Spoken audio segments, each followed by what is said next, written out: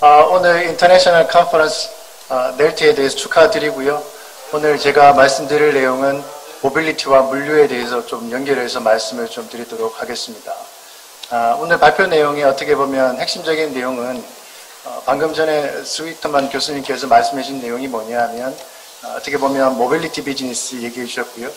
그리고 아마존 에어까지 연결되면서 이런 것들이 물류와 연계되는 부분들 이런 것들 설명을 해 주셨는데요.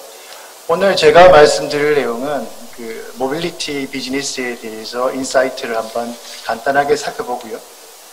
그리고 나서 이것이 물류에 어떠한 영향을 미칠 것인가 이런 부분들로 말씀을 드릴 텐데요. 이 주제에 대해서는 사실 제가 한 5, 6년 전부터 계속해서 했던 내용들이라서 온디맨드라는 내용 자체가 낯선 내용은 아닐 거라고 생각이 듭니다. 그래서 오늘 세미나 내용 어떻게 구성할까 고민을 하다가 제가 이제 강연 내용이 있어가지고 앞부분 인트로덕션에 좀 강조를 할 때가 있고요. 그리고 뒷부분에 좀 디테일한 부분을 설명드릴 때가 있는데 오늘은 디테일한 부분으로 맞추도록 생각을 했습니다. 그래서 온디맨드로 넘어가는 부분에 대한 설명들은 최대한 간단하게 압축을 했고요.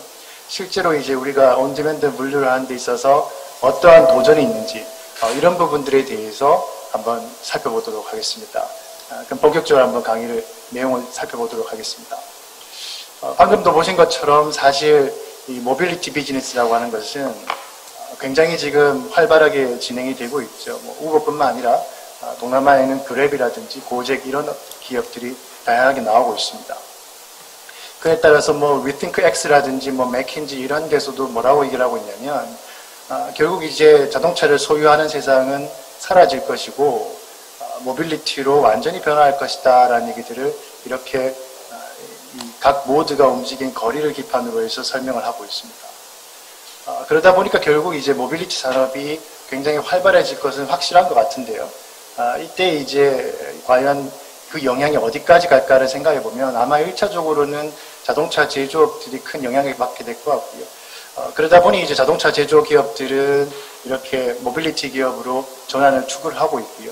그래서 미래에는 자동차 회사하고 모빌리티, 또 자동차 회사하고 이러한 물류 로봇 이런 것들이 연계되고 자율주행차까지 가게 되면 사실 어떤 소유를 한다라는 것은 크게 의미가 없어질 수 있습니다. 그러다 보니까 이제 기본적으로 모빌리티 관련된 기업들이 하나같이 지금 생각하는 것들은 뭐냐 하면 자동차를 자율주행차로 바꿔본다 라든지 또는 자동차하고 모빌리티 비즈니스를 연결한다든지 이런 얘기들을 강하게 얘기를 하면서 어떻게 보면 전통적인 교통산업을 모빌리티 산업으로 바꾼다라고 생각을 하고 있죠. 근데 이쯤에 우리가 한번 궁금하게 생각할 게 뭐냐 하면 과연 이제 이런 모빌리티라고 하는 대표적인 비즈니스 우버를 한번 생각해 보면요. 우버라고 하는 거하고 택시라는 비즈니스가 본질적으로 다른가에 대한 내용들을 계속해서 얘기를 하고 있습니다. 이거에 대해서는 한국 내에서도 몇 번 화제가 된 적이 있죠. 예를 들면 타다라는 서비스에 대해서 얘기를 할 때 이러한 것이 과연 택시랑 뭐가 다르냐, 과연 그게 그냥 택시랑 하면 되는 거지 굳이 모빌리티 할 필요가 있느냐 라고 해서 한국에서는 이 모빌리티 비즈니스가 별로 이렇게 앞으로 나가지를 못하고 있어요. 왜냐하면 결과적으로는 모빌리티 비즈니스라는 것이 전통적인 비즈니스를 파괴할 수밖에 없는데 그때 이제 나오는 거는 그거겠죠. 전통적인 비즈니스 그것들이 파괴가 될 거냐 아니면 같이 업그레이드가 될 거냐 이런 얘기와 함께 모빌리티가 과연 뭐가 그렇게 달라가지고 그게 혁신이 맞냐라는 얘기를 계속해서 우리는 듣게 된다는 겁니다. 그래서 이거에 대해서 제가 이제 몇 번 이렇게 질문을 한번 드려보면요. 이런 얘기들을 하세요. 과연 택시하고 우버가 똑같으냐라고 했을 때 제가 몇 번 강의에서 여쭤보면 상당히 많은 분들이 다르다라고 얘기하세요. 그럼 뭐가 다른가요? 라고 하면 그 커스터머 익스피리언스, 우리가 택시를 타는 그 활동 그 경험 자체가 완전히 바뀐다라는 거죠. 그래서 고객 경험 측면에서는 택시와 우버를 같다라고 얘기할 수 없다라는 얘기들을 많이 합니다. 자, 그러면 그 커스터머 익스피리언스가 뭐냐라고 했을 때 이거 이제 제가 장표를 가져온 내용은 모빌리티 온 디맨드라고 되어 있죠. 즉 여러분이 원하는 바로 그 시점에 당신이 택시를 탈지 또는 버스를 탈지 아니면 일반적인 대중교통을 사용할지 또는 파킹을 어떻게 하고 오른쪽에 보시면 이제 이런 얘기도 나와 있죠. 오른쪽에 보시면 이게 보시면 오른쪽에 뭐 페이먼트 얘기도 나오죠. 그리고 인센티브라든지 파킹, 그 다음에 여행을 계획하는 것까지. 어떻게 보면 모빌리티 비즈니스로 바뀌어 나가다 보니 결과적으로 나타나는 현상 중에 아주 특이한 현상은 뭐냐 하면 결과적으로는 우리가 경험하는 것이 택시를 타는 것이 아니라 우리는 A에서 B라는 지점으로 원할 때 이동하면 그만이지 그것을 내가 택시를 탈 건지 버스를 탈 건지 신경 쓸 필요가 없는 그런 경험 전환으로 넘어가고 있다는 겁니다. 그러다 보니까 이제 어떤 현상이 생기냐면요. 이게 아주 재밌는 현상인데요. 이게 온 디맨드라는 비즈니스, 즉 당신이 원할 때 무언가를 해드리겠습니다라는 얘기를 하다 보니 나타나는 재밌는 현상은 뭐냐 하면 바로 모빌리티 기업이라고 하는 회사들이 하는 그 업무의 범위입니다. 여기를 보시면요. 동남아 인도네시아의 고잭 같은 경우에는요. 보시면은 뭐 티켓도 끊어주고요. 자동차 수리도 해주고 그 다음 은행 역할도 해주고요. 그 다음에 음식 배달도 해주고 식료품 배달도 해줍니다. 또 약도 배달해주고요. 수리도 해주고요. 세탁도 해주고 도대체 못하는 게 없죠. 뭐 택배까지 하고 있죠. 즉 커스터머들이 원한다 그러면 우리가 그 네트워크에다가 인프라를 구축해 놓고 그 다음 바로 스마트폰을 활용을 해서 여러분들이 언제든 편리하게 서비스를 쓸 수 있게 해준다라는 것, 이것에 집중을 하다 보니 서비스를 계속해서 확장할 수 있는 겁니다. 오른쪽에 나와 있는 고잭과 경쟁을 하고 있는 말레이시아의 이제 그랩 같은 경우에도 똑같은 서비스의 범위를 확장하고 있죠. 뿐만 아니라 우버 같은 경우에도 올해 같은 경우에는 지금 사실 어떻게 보면은 그 기본적인 비즈니스 외에 다른 비즈니스 뜨고 있는데요. 예를 들면 올해 이제 사실 폭발적으로 성장하던 이렇게 폭발적으로 성장하던 우버의 라이드 쉐어링 서비스, 승차 공유 서비스가 코로나 때문에 왕창 줄어들었지만 동시에 다른 비즈니스, 대표적인 것이 이제 푸드 딜리버리가 되겠죠. 이 푸드 딜리버리 시장은 폭발적으로 성장을 하고 있습니다. 더욱이 우버이츠 같은 경우에는 포스트메이트를 합병을 해서 1등의 도어데시에 따라가고 있죠. 그러다 보니까 결국 이제 나타나는 상황은 뭐냐면 우버는 시작은 모빌리티였지만 푸드 딜리버리로 갔고요. 사실 음식 배달을 충분히 할 수 있다 그러면 사실 라스트 마일 딜리버리를 못할 이유가 없죠. 네트워크가 구축이 되니까요. 인프라가 구축되니까. 그리고 거기에 더해서 화물 운송, 우버 프레이트라고 하는 화물 운송 비즈니스까지 진행을 하고 있습니다. 자, 그러다 보니까 이제 우리가 알 수 있는 건 뭐냐 하면, 자, 그러면 결국은 이제 모빌리티 비즈니스라는 것이 이렇게 활발하게 영역을 확장하다 보니 우리가 이 그림은 이제 굉장히 익숙해졌을 거라 봅니다. 제가 이제 2017년에 처음 보고서에 썼던 그림인데요. 우리가 퍼스트 마일이라고 불리는 제조 물류라고 부를까요? 어떻게 보면 항만이 있고요, 공항이 있고 B2B 중심의 세상이죠. 이 B2B 중심의 세상에 있다가 미들 마일, 그러면 이제 유통 중심의 세상으로 바뀌게 되는 거죠. 이 유통 중심의 세상으로 바뀌었다가 이제 라스트 마일로 가고 그리고 이제 이렇게 엑스트라 마일이라고 그래가지고 무료 반품까지 이러한 전체 네트워크를 하는 데 있어서 모빌리티라고 하는 부분들은 바로 라스트 마일과 엑스트라 마일이라고 불리는 우리가 마지막 단에서 고객에게 물건을 보내는 부분하고 회수해 오는 부분에서 충분한 고객경을 만들고요. 그 고객경이라고 하는 것은 우리가 세탁물을 론드리를 맡기든 아니면 택시를 부르든 자동차 임대를 하든 무엇을 하든 사실은 똑같은 경험이라는 겁니다. 따라서 커스터머 경험을 한번 완전히 바꾸고 난 다음에는 그 뒷단에 있는 네트워크를 충분히 만들어 가면서 결국 플랫폼을 만들어내고 이것이 그야말로 전체를 압도하는 비즈니스가 되었다라는 걸 알게 되고요. 이러다 보니 이제 우리는 뭐라고 생각하냐면요. 야, 그러면 우리도 한번 해보자라는 생각을 하는 거죠. 물류라고 와인 하시죠. 물류 같은 경우에 지금 보시면 도심 내에서 온디맨드 해줄 거리는 굉장히 많은데요. 문제는 뭐냐 하면 화면 왼쪽에 나와 있는 것처럼 불확실성은 굉장히 높고요. 컨제스천을 더 유발하게 되겠죠. 더 많은 오토바이와 이륜차가 도심에 움직이면 그 환경 파괴 그리고 CO2 이미션 에너지 낭비 굉장할 겁니다. 근데도 불구하고 사람들은 더 빠른 서비스를 원하게 되고요. 그러면 수요라는 것은 업 앤 다운, 불확실성이 굉장히 커지게 되겠죠. 자, 이런 환경에서 이제 새로운 아이디어들, 로봇을 이용하는 기업들이 나오고 있는데, 이걸 이제 우리가 이렇게 부릅니다. 좋아요. 이제 교통이라는 것을 당신들이 혁신한 것, 모빌리티로 혁신한 것은 좋은데, 그러면 과연 물류에도 이것이 가능할 것인가? 가능하다고 지금 우리가 생각하고 있는 거죠. 그러니까 아마 여기 물류에 관련되신 분들은 온디맨드 로지스틱스에 대해서 관심을 가지실 수밖에 없다고 생각을 드는데요. 그 중에서 이제 여기 보시면 온디맨드 로지스틱스 마켓에 대한 자료 조사를 보시면요. 연간 21%가 성장을 할 것이고 연간 21% 성장에 그 다음에 각종 기업들 지금 왼쪽 하단에 보시면 랄라무브라든지 우버프레이트, 브링이라는 1시간 내 배송해주는 애들, 쉬피파이 그야말로 라스트 마일 쪽에 있는 물류는 전부 다 온디맨드로 마치 모빌리티처럼 가겠구나 이런 얘기를 지금 하고 있습니다. 이렇게 되다 보니까 이제 이 앞부분에 말씀드렸던 제가 한 10분 정도 말씀드린 내용의 핵심은 뭐냐 하면 결국은 모빌리티 비즈니스라고 하는 것은 앞부분에서는 비즈니스 자체를 바꾸면서 커스터머의 경험을 바꿔줘 버린 거죠. 옛날에 내가 손들어서 택시를 부르거나 전화해서 택시를 부르던 활동이 사라져 버리고 어떤 앱이라는 것 통해서 내가 원할 때 원하는 곳으로 이동하는 그런 서비스가 시작된 다음에 그것이 음식 배달과 그리고 뭐 세탁 배달 이 각종 연결된 라스트 마일 전반적으로 퍼지는 그런 것들이 성공을 했다고 했을 때 과연 물류는 그게 가능할 것인가 라고 한다 그러면 첫 번째로 우리 물류에서 이런 온디맨드화 또는 모빌리티 비즈니스의 성공을 받아들이려고 그러면 사실 우리가 물류를 하는 방식 중에서 우리 프로세스를 바꾼다기보다는 고객과 호흡하는 우리의 비즈니스 모델을 바꾸셔야 됩니다.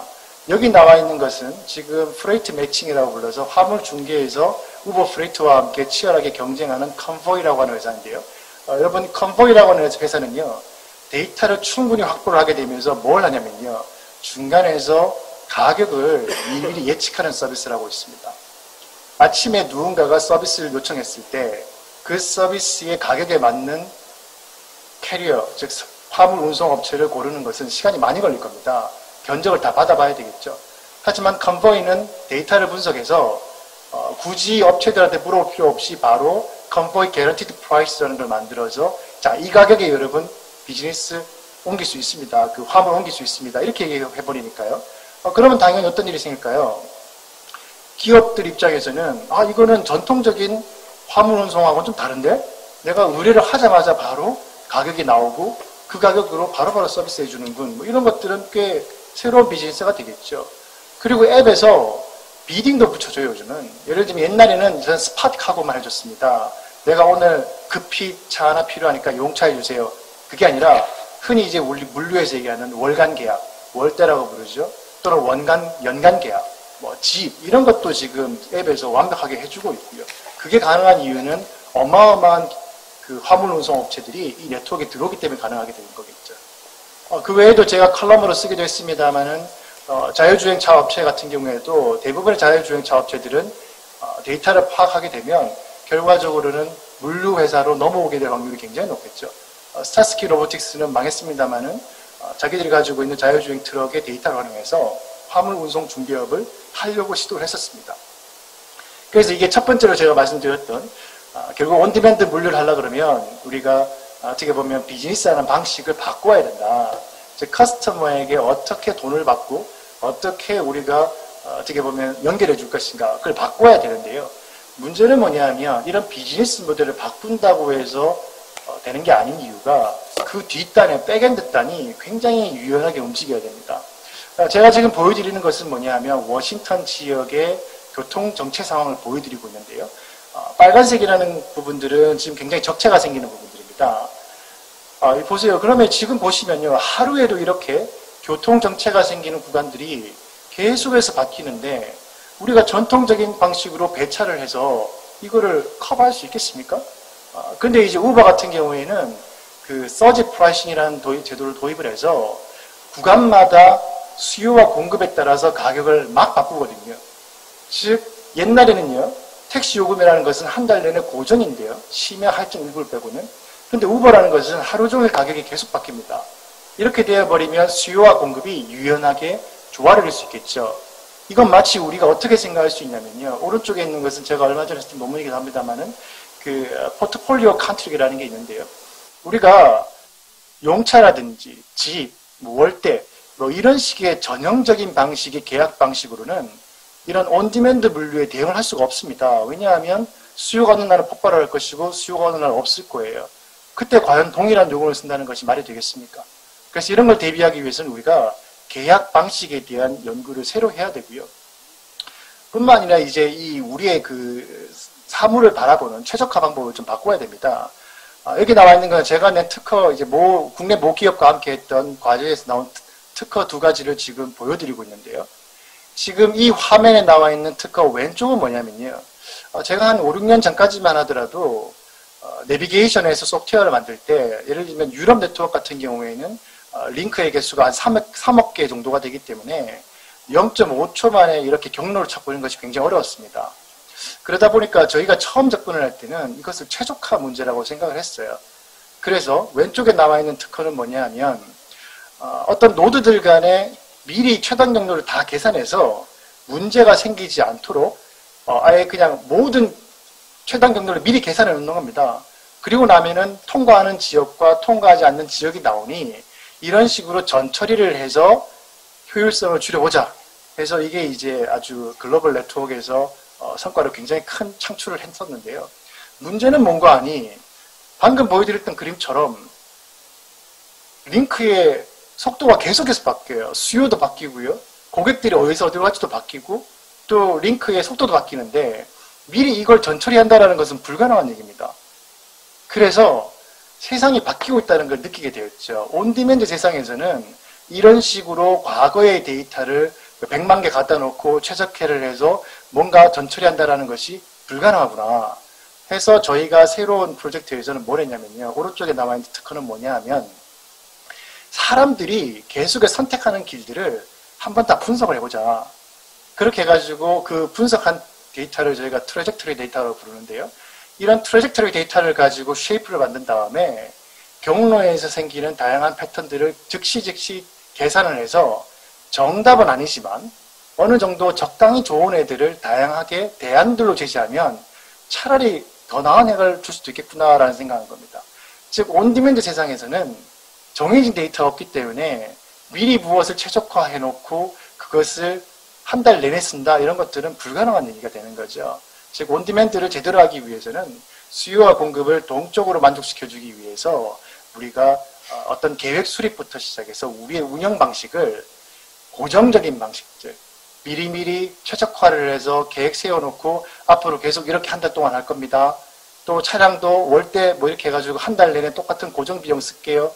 이런 비즈니스도 해야 되겠지만 그거에 덧붙여서 실시간으로 데이터를 분석해서 비록 최적화에는 좋지 않더라도 빠르게 대안들을 찾아주는 것이 더 좋을 수도 있겠다라는 측면에서 온라인 최적화, 온라인 옵티미제이션의 시대가 이제 드디어 열리고 있다는 생각을 하고 있고요. 지금 저희가 이런 후속 연구들을 진행하고 있는데 생각보다는 퀄리티가 나쁘지 않은 걸 파악하고 있습니다. 더욱이 이러한 인프라라는 것들을 고정해 놓는 것도 말이 안 되겠죠. 그렇다 그러면 TNT 익스프레스의 모바일 디포, 이 모바일 디포는요 도심 내에서 수요에 따라서 계속해서 이동하면서 서비스를 합니다. 이렇게 할 수밖에 없는 이유는 도심 내에서 디젤 차량의 활용을 줄이게 되면요. 그 이유는 환경오염 때문에 그렇겠죠. 유럽 같은 경우에는 도심 내 디젤차 진입 규제를 가지고 있습니다. 자, 그렇다 그러면 결국은 전기 자전거 또는 자전거를 놔야 될 텐데요. 얘들의 반경은 굉장히 짧아요. DHL 같은 경우에는 올 겨울에는 이 파슬 버스라고 하는 택배 버스를 만들어서 도심 내에 10군데, 베를린시 10군데에다 설치해 놓고 수요의 변동에 대응하겠다고 합니다. 즉 이러한 모바일 디포가 나오면 저희가 이제 작년에 썼던 논문인데요. 모바일 퍼실리티를 활용해서 그때그때 수요들이 바뀐다 그러면 우리가 그러한 수요에 따라서 거점들의 위치를 왼쪽을 보시면 월요일에는 북쪽에다가 거점을 만들었다가 화요일에는 아래로 이동하는 식으로 다이내믹하게 이러한 설비들을 움직이는 것들이 필요하겠구나. 그래서 논문을 썼는데 실제로 효과가 굉장히 좋아요. 근데 문제는 뭐냐 하면 이런 플렉서블한 커패시티를 가지고 모바일 아이디어를 만들고요. 또 이거 같은 경우에는 가장 최근 데이터인데요. 월마트 같은 경우에는 기존 물류창고에다가 팝업 센터를 만든답니다. 즉 수요가 갑자기 급증을 하면 물류센터 내에 온라인 물류 기능들을 잠시 강화를 했다가 수요가 줄어들면 빼내는 식으로 즉 경제성보다는 그때그때 상황에 따라서 모바일로 움직이는 이런 아이디어들을 많이 쓰고 있다는 거죠.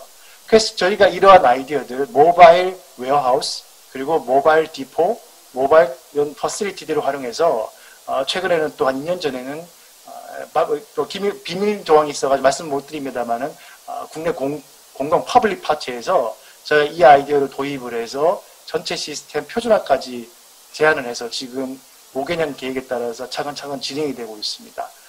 결국 뭐냐면 온디맨드 세상에서는 전통적인 방식의 스태틱한 그러한 퍼실리티가 아니라 다양하게 움직일 수 있는 이런 설비가 필요하고, 이런 설비들에 대한 계획 수립 및 최적화는 전통적인 방식의 정적인 형태의 1시간씩 최적화해서 가는 방식이 아니라 그때그때 수요가 바뀔 때마다 굉장히 빠르게 다시 한번 데이터에 기반해서 재계획을 세우는 그런 유연한 계획들이 굉장히 필요합니다.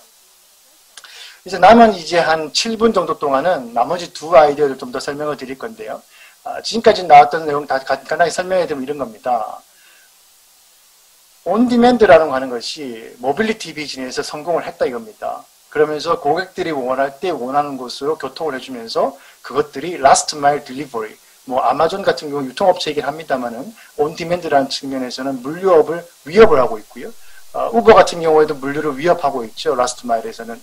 자, 그렇다 그러면 물류에서 정말 온디맨드가 가능할 것인가? 이거 정말 궁금합니다. 왜냐하면 이게 택시를 부르는 거하고 우리가 미들마일에서 화물 하나 움직이는 것이 과연 같냐 이거죠. 근데 실제 이제 최근 2020년 11월 5일 가장 따끈따끈한 내용인데요. 우버 프레이트에 새로 펀딩이 들어왔습니다. 대규모 펀딩. 근데 이거에 대해서 컨퍼런스 콜에서 어떤 얘기가 나왔냐면요. 모빌리티와 물류라는 것은 펀더멘탈하게 다른데 우버 프레이트가 과연 우버가 가야 될 길이냐.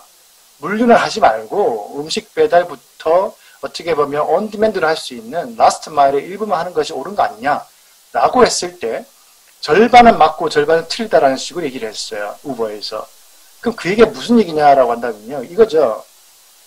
물류는 특히 미들 마일과 퍼스트 마일은 모바일과 같은 모빌리티와 같은 온디맨드 플랫폼 비즈니스가 될 수 없을 수도 있고요. 또는 갈 수도 있다라는 것들이 혼재해 있다라는 겁니다. 이거에 대한 정답은 없겠지만 하나 확실한 건 뭐냐면요. 온디맨드로 가는 데 있어서 방금 설명드렸던 그러한 그 커스터머와의 비즈니스하는 방식을 바꾸고요. 전통적인 물류 방식으로 하는 것이 아니라 보다 더 디지털적으로 커스터머에게 다가가고요. 사람을 더 많이 빼내야 되겠죠. 데이터 기반. 그리고 플렉스블한 커패시티를 동적으로 움직일 수 있는 그런 고도의 데이터 처리 역량을 가진 다음에 무언가가 더 필요할 텐데 저희가 그래서 작년에 한번 연구를 해봤어요. 이건 뭐냐면 이게 이제 경영학에서는 기술 수용 이론이라는 것이 있습니다. 테크놀로지 억셉턴스 모델이라는 건데요. 이게 뭐냐면 과연 사람들은 이런 새로운 기술이 왔을 때 그것을 억셉트 하느냐라는 거죠. 그런데 이제 B2C, 즉 뭐 내가 택시를 씁니다. 내가 뭐 우버 씁니다. 이런 것들은 B2C잖아요. 근데 B2B는 전혀 다른 비즈니스거든요. 그래서 저희가 작년에 했던 연구는 뭐냐 하면 물류 현장에 디지털 누가 있을까 생각을 하다가 물류 로봇을 생각하게 됐습니다. 그래서 생각한 게 뭐냐 하면 물류 로봇이라는 것이 있다 그러면 과연 당신들은 이 기술 쓸 건가요? 라고 했을 때 재밌는 결과가 하나 나왔습니다. 뭐냐 하면 왼쪽에 보시면 5개 항목이 있는데요. 관련된 경험이 어떻게 보면 축적이 되면 Associated Experience라는 것이 이제 이게 물류 로봇이든 디지털화든 그런 경험이 있으면 이런 사람들은 새로운 기술이 왔을 때 사용의 편리성을 되게 편리하게 느낀다라는 겁니다. 즉 관련 경험이 없으면 기술의 편의성을 잘 모른다라는 거죠. Ease of use. 또한 그 기업이 즉 우리의 물류 서비스를 살 화주 기업이 혁신적인 기업이면 새로운 기술을 사용하는데 크게 무리가 없습니다. 그래서 그 기업들의 경험이 늘어나고 혁신성이 늘어나면 ease of use, 사용성이 늘어나고 이 사용성이 늘어나면 intention of use, 사용하겠다라는 그 의도가 증가한다는 거죠. 그런데 동시에 만약에 이 기술이 들어왔을 때 이게 나한테 위협이 될 것 같다. 예를 들면 플랫폼 기술에 내가 종속이 되면 난 나중에 얘에 의리되는 거 아니야? 그와 같은 리스크를 연기게 되면요. 이러한 위험성에 대해서는 이 기술의 유용성을 네거티브하게 임팩트를 미치는 걸로 나왔어요. 그 다음에 가성비가 높아야 유용성이 높다고 생각하고요. 그리고 사회적으로 많은 사람들이 쓰면 또 유용하다고 느낀다는 겁니다. 그래서 요약을 하자면요. 내가 관련된 경험이 늘어나고 혁신적이 되면 사용성이 증가하고요. 그리고 사회적인 분위기가 바뀌면 유용성이 증가해서 결과적으로는 intention of use가 올라간다는 건데 코로나19를 한번 생각을 해보면요. 일단 코로나19는요. 제일 밑에 있는 소셜 인플루언스를 바꿔버렸습니다. 즉 이제 디지털 기술 안 쓰면 안 돼 라고 압력을 가하고 있죠. 그리고 코로나19 바이어스라는 것은 디지털 기술을 강제로 쓰게 만들었기 때문에 기업들이 맨 위에 있는 익스피리언스, 관련 경험을 늘리게 되고요. 그 다음에 그런 과정에서 기업들은 혁신성이 증가하게 됩니다. 따라서 이 세 가지 요인들이 증가하게 되면 결과적으로는 사용성이 올라가면서 그 효과를 느끼고 사용을 하게 된다는 겁니다. 이때 가장 중요한 건 뭐냐면요. 사용성이 올라가야 돼요. 예를 들면 온디맨드 물류를 채용하시면 이게 굉장히 좋은 효과가 있습니다 보다는요. 이게 쉬운 기술입니다. 쓰기 좋으실 거예요. 그것을 세일즈하는 것이 훨씬 더 중요하다는 것을 이 그림은 얘기를 해주고 있어요. 그럼 여러분들이 물류 서비스를 개발하실 때 초점을 맞추셔야 되는 부분은 뭐냐면요. 이 기술의 완성도를 올리기 위해서 노력하실 때가 아니라는 겁니다. 기술의 유용성보다는요. 그 기술을 얼마나 편리하게 할 것이냐. 예를 들면 내가 주문하는 그 프로세스가 얼마나 간단한가. 그리고 내가 페이먼트 하는 게 얼마나 간단한가. 내가 이걸 쓰면 얼마나 편리한가에 더 초점을 맞추셔야 돼요. 즉 뭔가 기술의 완성도를 올리는 것들은요. 조금 뒤로 가셔야 된다는 거죠.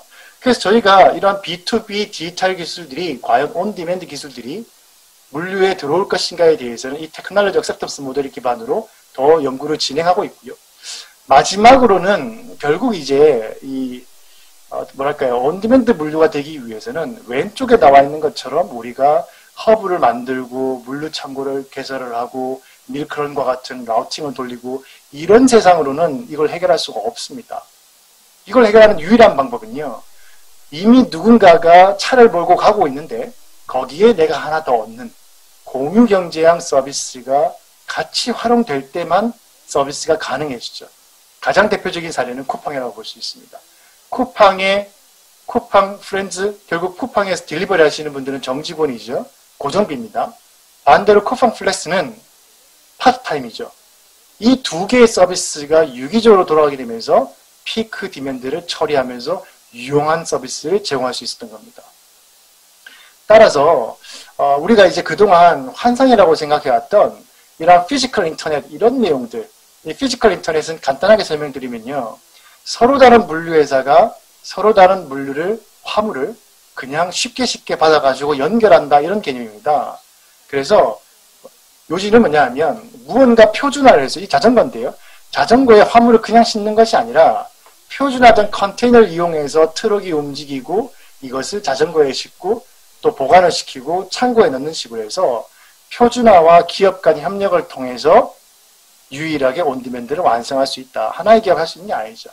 이것이 제가 지금까지 말씀드린 내용이고요. 결국 이제 온디맨드라는 것이 오는 것은 불가피합니다. 물론 규제가 있으면 오진 않을 거예요. 못하게 막아버리면 끝이겠죠. 근데 우리가 10년, 20년 이걸 막고 나면요. 20년 뒤에도 이 시장을 막을 수 있을 거라고 생각하지 않습니다. 그때는 글로벌 기업들이 이미 다 온디맨드 역량을 갖추고 있겠죠. 그때 우리가 과연 시장을 방어할 수 있을까? 그럼 결국은 지금부터라도 온디맨드 할 수 있는 제가 말씀드렸던 4가지 디지털 비즈니스 모델로 커스터머에게 다가가고 그리고 우리가 유연한 커패시티를 가지는 것이 중요하다. 그런 식으로 말씀을 드리면서 발표를 마치도록 하겠습니다. 네, 감사합니다.